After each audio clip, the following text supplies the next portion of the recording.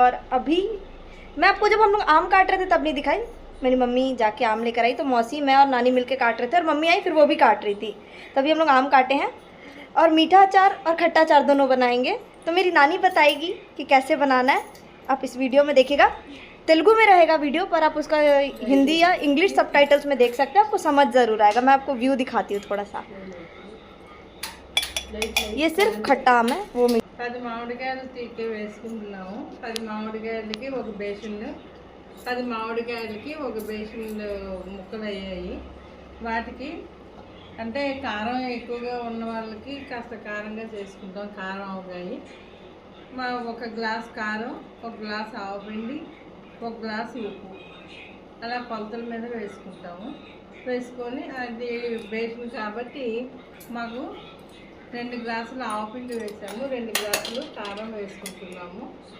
అలాగే 2 గ్లాసులు ఉప్పు వేసి శుభ్రంగా కలిపి అందులో 1 కేజీ నూనె వేసుకుంటాము, నూనెపప్పు నూనె వేసుకుంటాము।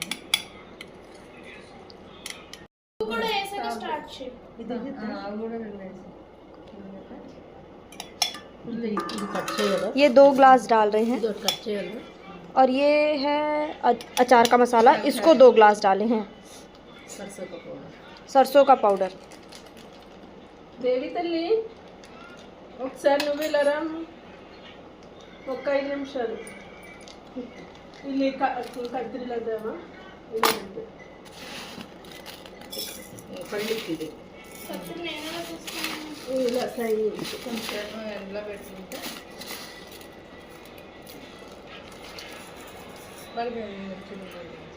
సాల్ట్ అయిపోతుంది కదా।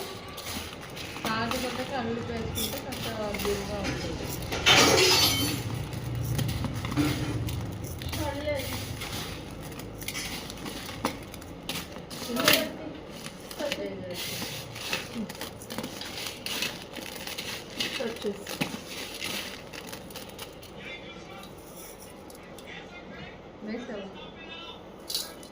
వేసావా అల్లు ఉప్పు కారం నిమ్మకాయ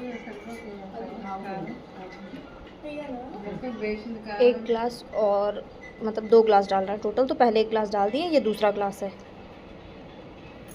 और 2 గ్లాసులు కారం, 2 గ్లాసులు ఆవపిండి, 2 గ్లాసులు కళ్ళుప్పు। ప్యాకెట్ వేసి